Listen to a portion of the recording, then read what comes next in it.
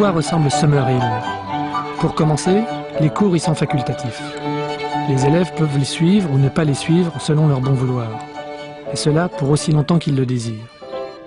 Il existe un emploi du temps, mais il n'est là que pour les professeurs. Summerhill, certainement, était la liberté. C'était dans un parc assez spacieux, surtout pour les tout-petits. Et on était libre d'aller partout, de grimper dans les arbres, de fouiller en terre, de faire n'importe quoi. Manifestement, tout ça appartenait aux enfants. Je n'avais jamais vu un endroit comme ça. Il y avait des vélos partout, des cordes qui pendaient aux arbres. Les enfants semblaient vraiment en être les propriétaires.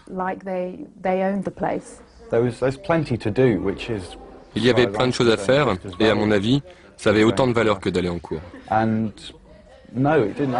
Et puis on te culpabilisait jamais, il n'y avait aucune pression sur toi, alors évidemment on n'avait pas de remords.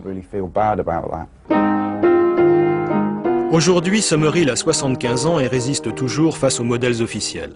Longtemps, l'instruction publique l'a considéré comme une caricature de l'éducation parce que l'autorité et les hiérarchies sont abolies.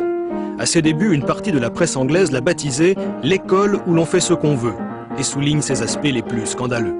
Les enfants ont la permission de dire des gros mots, de fumer, de manquer la classe s'ils en ont envie.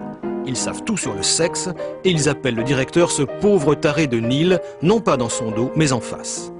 À l'opposé, l'école classique formait les élèves au moule exigé par la société, les garçons et les filles étaient séparés et les châtiments corporels étaient autorisés.